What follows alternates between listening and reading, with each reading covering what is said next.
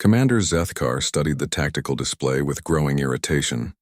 The holographic representation of Earth hung before him, its blue-green surface mocking his fleet's preparations.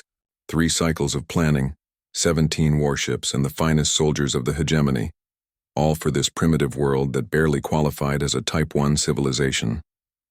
"Sir," his aide, Subcommander Vex, approached hesitantly. "Long-range sensors are detecting unusual activity in their orbital space." Zethkar's 4 eyes narrowed as he examined the readings. Dozens of small craft were launching from the planet's surface, their primitive chemical propulsion systems leaving glowing trails against the darkness of space. "Evacuation attempts?" he mused, mandibles clicking in amusement. "Let them flee. We have more than enough firepower to deal with refugees." But as the hours passed, something peculiar began to emerge. The human vessels weren't fleeing. They were gathering, clustering around what appeared to be derelict structures in high orbit, ancient metal constructs that their intelligence had dismissed as obsolete space stations. "Commander," Vex's voice carried a note of uncertainty, "the humans appear to be tourists." "Tourists?" Zethkar's laugh was a harsh rasp. "Explain." The tactical officer highlighted several intercepts from human communications. "They're calling it the Liberation Day space viewing experience. Apparently, they're selling tickets to watch our invasion from orbit." The bridge fell silent. 17 warships of the hegemony, each capable of glassing continents, and the humans were treating their arrival like entertainment. "Sir," another officer reported, "we're detecting more launches. They're bringing up refreshments and some kind of recording equipment." Zethkar felt his battle fury rising. The sheer audacity of these creatures was beyond comprehension. "Enough, begin the attack. Show them what happens when they mock the hegemony." The flagship's main cannon charged with a sound like thunder. Energy readings spiked across the bridge displays as the weapon prepared to demonstrate why the hegemony ruled 17 star systems. But as the cannon fired, something impossible happened. The beam, a concentrated lance of destruction that could shatter moons, simply vanished. One moment it was burning through space toward Earth, the next it was gone, as if reality itself had edited it out of existence. "What?" Zethkar began, but his words were cut short by a new voice on the communications channel. "Hegemony vessels, this is Captain Sarah Chen of the Terran Defense Coordination. You are ordered to power down your weapons and prepare to be boarded." The bridge erupted in confused chatter. Zethkar silenced them with a gesture. "Human, you face the might of 17 warships. Your primitive world cannot—" "Actually," Chen interrupted, and there was something unsettling about her casual tone. "We can. You see those obsolete space stations you dismissed? They're not stations. They're weapons platforms, built by humans who got really paranoid about alien invasion about 50 years ago. On the tactical display, the derelict structures were coming alive.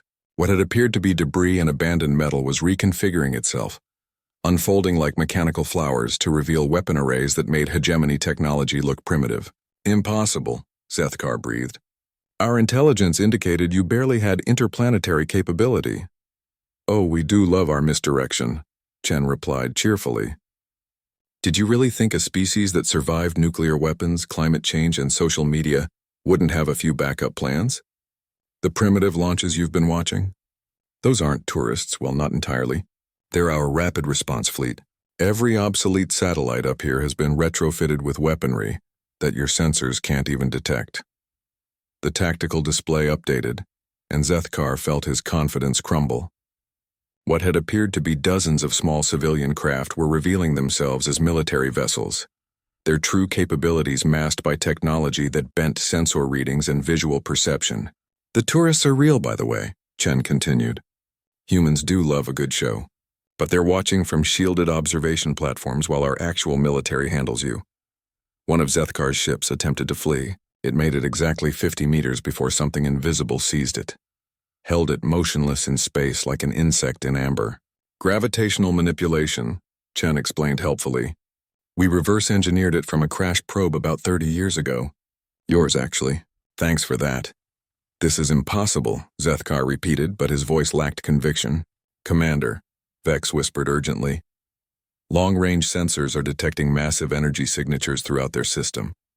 Jupiter, Saturn, Mars, they all show artificial modifications. Sir, I think their entire solar system is weaponized. Chen's voice came through the comm again, now addressing not just the flagship but broadcasting on all hegemony frequencies. Attention, invasion fleet. You have 30 seconds to surrender unconditionally. Your weapons will be confiscated, your crews will be processed, and your ships will be added to our defensive network. Resistance will result in your immediate disintegration. And if we comply? Zethkar asked, the fight draining out of him. Oh, you'll be treated well. Comfortable imprisonment, regular meals, access to human entertainment. We're very civilized. We just really don't like uninvited guests. Around them, the hegemony fleet was powering down. One by one, his proud warships went dark, their commanders recognizing the futility of fighting an enemy they had never seen coming. Sir, his communications officer reported quietly, we're receiving surrender confirmations from all vessels. Zethkar looked at the chronometer. 4 hours and 17 minutes had passed since they'd entered Earth's system. The humans had ended an invasion before their planet had even completed half a rotation. On the view screen, Earth hung peacefully in space, its cities twinkling in the growing dusk of its surface. Around it, the tourist vessels were already departing, their occupants having witnessed the shortest alien invasion in recorded history. Well, Chen's voice came one final time. Welcome to Earth. Hope you enjoyed the show. As hegemony Marines began boarding his ship, Zethkar reflected on the intelligence reports that had brought him here. Primitive species, limited technology, easy conquest. He would have laughed, but the humans had already thought of better jokes.